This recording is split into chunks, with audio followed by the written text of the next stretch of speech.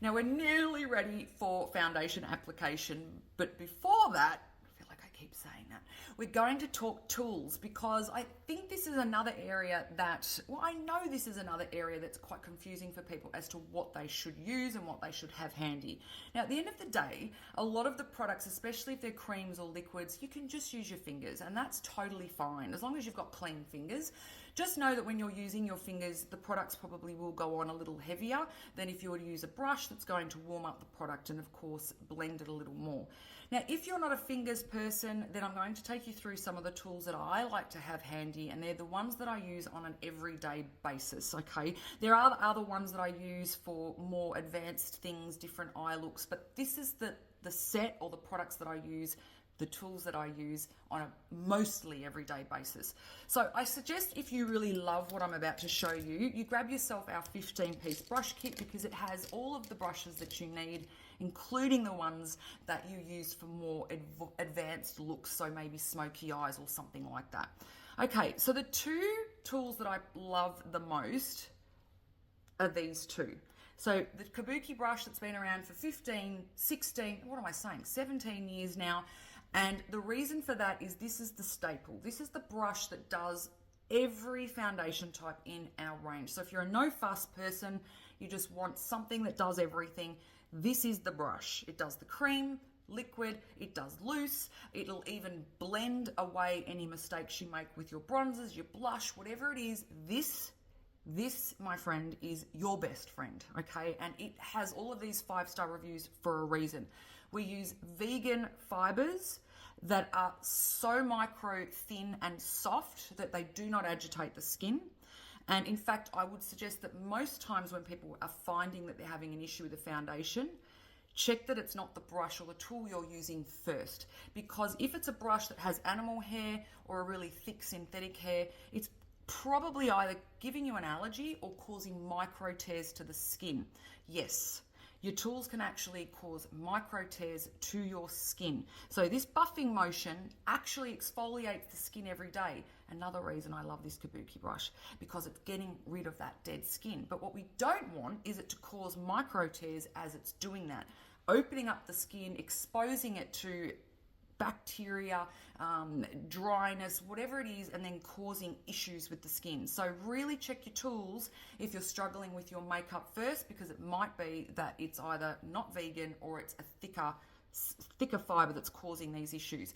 Now, if you are using our Kabuki brush, please make sure you clean it regularly, and we have these black bands for a reason. You should use your brushes and give them a little bit of a brush clean every day or so. If you've got acne or problem skin, you should really give them a cleanse, what I would call a dry tool cleanse, which I'll show you in a minute how to do. But on a more thorough note, when you see color going below this black band, this is, I need to be washed. Please wash me, because product is so far down now with your oils that we're festering in here. We're creating our own little, family of bacteria that's just waiting to get back onto your skin. Okay, so you see color here, clean it. Now, on a topical dry brush clean on a daily basis, you can use our brush cleanser. You just mist or spritz a tissue, and then all you need to do is just wipe the brush over the top of the tissue, and it will get rid of any surface color. So great if you're wanting to use the one brush for many things.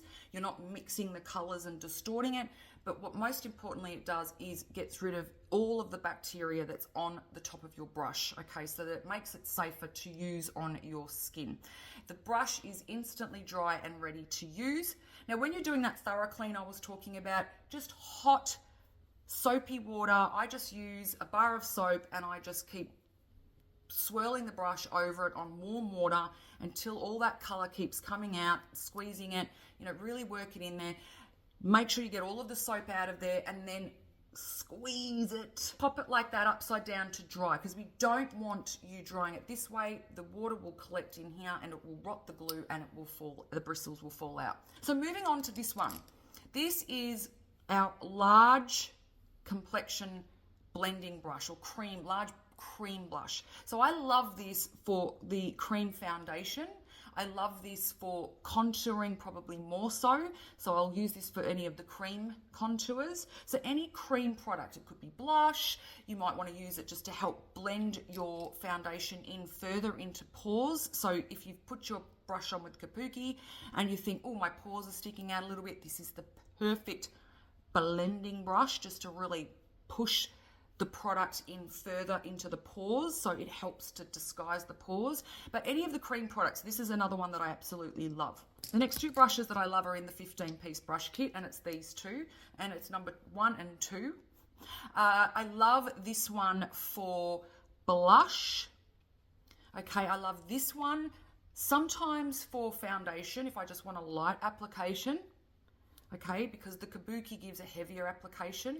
When you've got tools that are densely packed or brushes that have densely packed bristles like this, then you'll get a heavier coverage.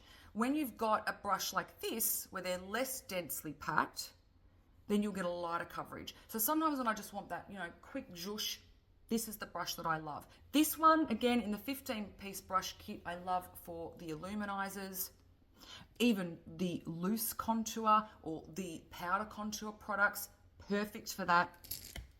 I can't go past brushing my brows every day, and I'm going to do that now before we get started. It separates the brows, and once you've done your brow dust or your brow product, it also separates that, making it look more hair-like. Okay, I love this for when I've got any fallout. And then here's some of the eyeshadow brushes that I love to use. Again, all of these are in the 15-piece brush kit. A couple of your round blending brushes, really good for getting that seamless socket sort of a look. I love the large smudge brush, perfect for smudging out eyeliner. Of course, we need an angle brush. Again, eyeliner or brows. I like to use this one for concealing. We'll go through all these in a little bit more detail as I use them. And then, of course, we've got a few of the shorter dome and the flatter brushes and sort of an angle brush here. So they're the ones that I use on a almost day-to-day basis. So hopefully that explains a little bit about the brushes, and then I'm going to take you through how to use each one as we go through each step in this makeup look.